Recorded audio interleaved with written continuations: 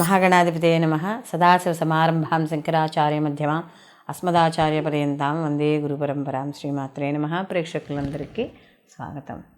2024 సంవత్సరంలో మనకి రవి శనులు ఇద్దరూ కూడా ఒకే రాశిలో కలవడం అనేది జరుగుతోంది.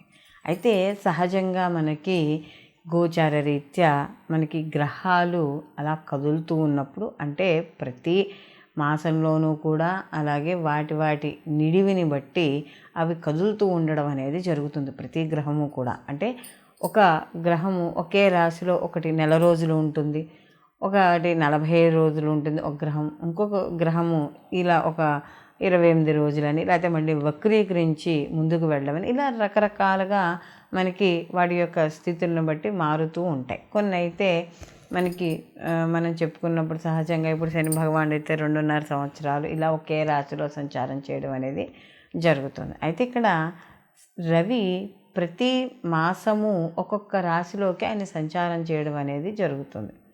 అలాంటప్పుడు ఈ యొక్క శని భగవానుడు కుంభరాశిలో తన స్వక్షేత్రంలో మూల త్రికోణ స్థానంలో ఉండంగా, రవి కూడా ఈ 2024 ఫిబ్రవరి మాసంలో మనకి రవి కూడా అక్కడికి ప్రవేశించడం అనేది జరుగుతుంది. ఫిబ్రవరి 14వ తారీఖు నుండి ఒక నెల రోజుల పాటు ఇంచుమించు, అంటే మార్చి 13వ తారీఖు వరకు కూడా ఆయన అక్కడే సంచారం అనేది జరుగుతుంది. అయితే ఇక్కడ రవి శనులు ఇద్దరూ కూడా శత్రువులు, తండ్రి కొడుకులైనా కూడా రెండు విరుద్ధ గ్రహాలుగా మనం చెప్పడం అనేది జరుగుతుంది.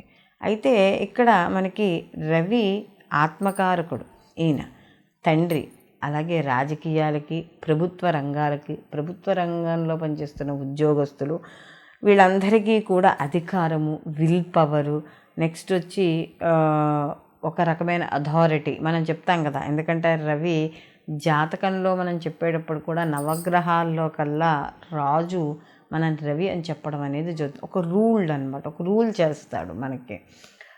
అయితే ఇక్కడ శని భగవానుడు వచ్చేటప్పటికి ఏమవుతుంది అంటే కర్మకారకుడు, అలాగే ఒక పద్ధతులు, ఒక మంచి, ఒక ఇది చెడు, ధర్మబద్ధమైన జీవితము, ఇలాంటి వాటి అన్నింటికీ సహనము, ఓర్పు, ఒక రకమైన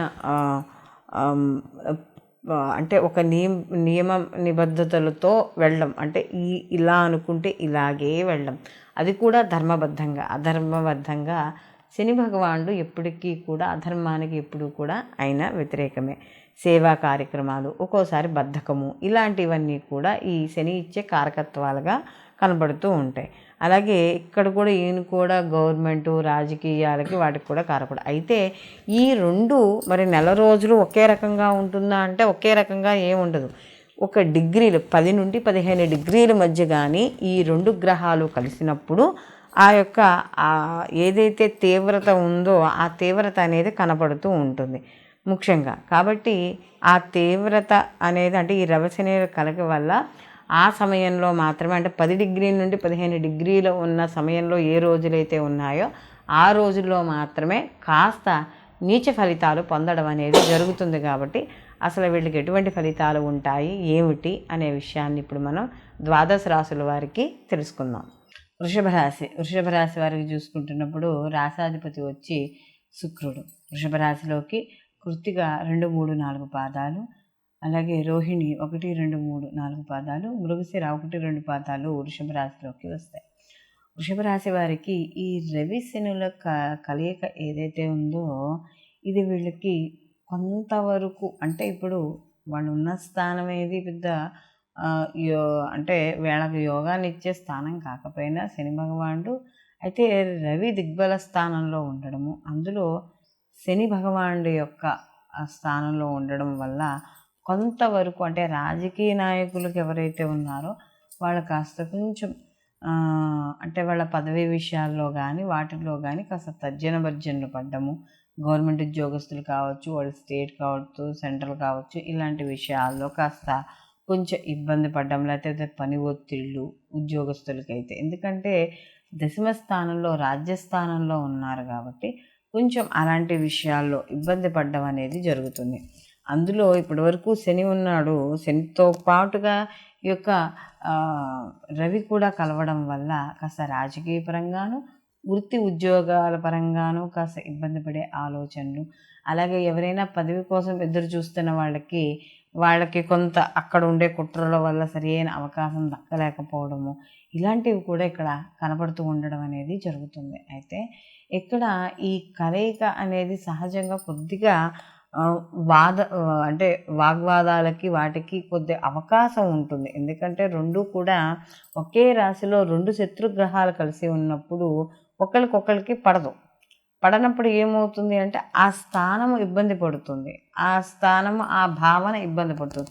ఎప్పుడైతే ఆ భావన ఇబ్బంది పడిందో ఆ యొక్క జాతకస్తుడు ఆ భావానికి సంబంధించిన కారకత్వాలు ఏవైతే ఉన్నాయో వాటికి సంబంధించినవన్నీ కూడా ఇబ్బంది పడడం అనేది జరుగుతుంది. కాబట్టి దశమ స్థానానికి కాస్త కొంచెం అంటే నవమాధిపతి దశమాధిపతి అయి ఉండడం వల్ల కాస్త కొంత తప్పనిసరిగా ఇబ్బంది పడడం.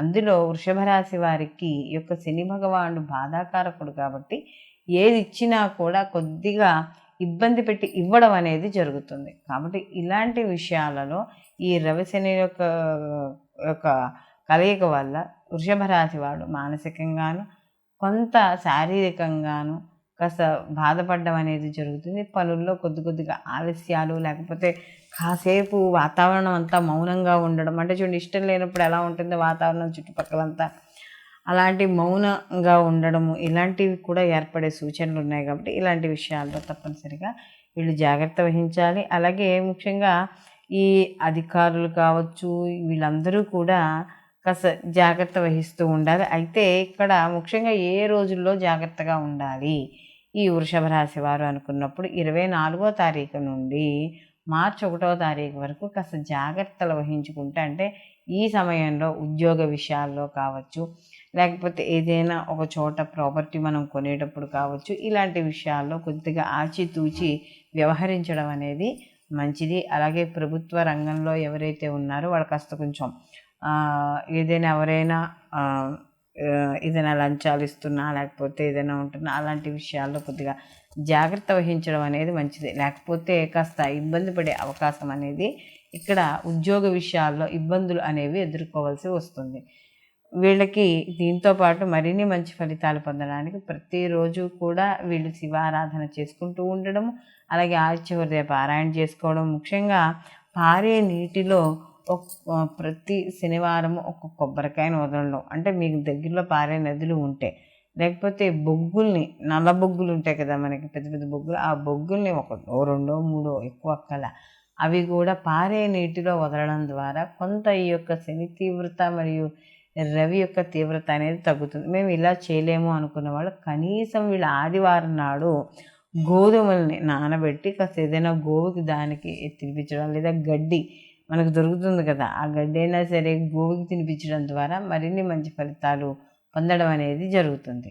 మనము ప్రతి రాశికి సంబంధించి ఈ శని భగవానుడు రవిల యొక్క కలయిక గురించి మనం చెప్పుకున్నాం. అంటే వీళ్ళకు ఉండే శుభ ఫలితాలు ఏమిటి, అశుభ ఫలితాలు ఏమిటి అనేది మనం చెప్పుకున్నాం. అయితే ఇక్కడ ఇవి గోచార ప్రకారం మనం చెప్పుకునే ఫలితాలు. అంటే ఈ నెల రోజుల సమయంలో ఈ యొక్క రవి మరియు శని భగవానుడి యొక్క కలయిక వల్ల ఆ రాశికి, అంటే మనం ఇప్పుడు ఏ రాశి అయితే చెప్పుకున్నామో ఆ రాశికి వచ్చే ఫలితాలు.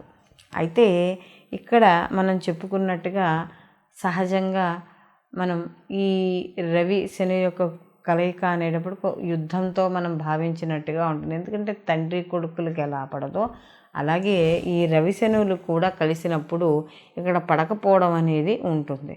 అయితే కొంత స్థితులను బట్టి కానీ, వాటి యొక్క ఏవైనా శుభగ్రహ వీక్షణలు కానీ ఏవైనా ఉన్నా కూడా కొంతవరకు అనుకూలమైన ఫలితాలు పొందడం అనేది కూడా జరుగుతుంది. అయితే ఇక్కడ తన ఇంట్లోకి తండ్రి వచ్చాడు కాబట్టి ఎంతో కొంతవరకునైనా కూడా సహనం అనేది ఎందుకంటే శని భగవానుడు ధర్మానికి ప్రతీక కాబట్టి ఆయన్ని శత్రువుగా ఈయన భావిస్తాడేమో కానీ ఈయన తండ్రిని మరీ అంత శత్రువుగా ఈ శని భగవానుడు చూడు. ఎందుకంటే పెద్దలంటే గౌరవం ఉన్నవాడు, తల్లిదండ్రులను సేవించేవాడు. తల్లిదండ్రులను సేవిస్తే ఆయన యొక్క అనుగ్రహం అనేది ఖచ్చితంగా పొందుతామని అందరికీ తెలుసు. అలాంటి శని భగవానుడికి తన యొక్క ఇంట్లోకి సూర్యుడు రవి వచ్చినప్పుడు కొంతవరకు అనుకూలమైన ఫలితాలు ఉన్నప్పుడు ఉండడం అనేది జరుగుతుంది.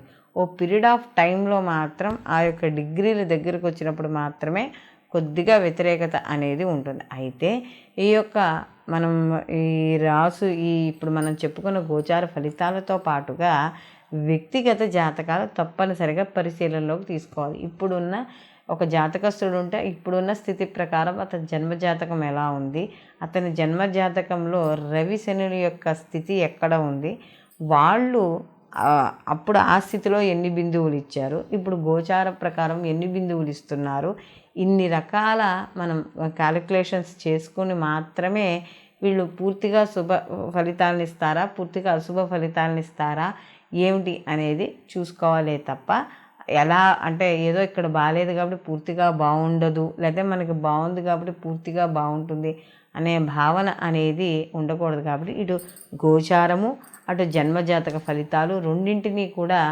తప్పకుండా పరిశీలనలోకి తీసుకోవాలి. సర్వే జన సుఖినో భవంతు, లోకా సంస్థ సుఖినో భవంతు.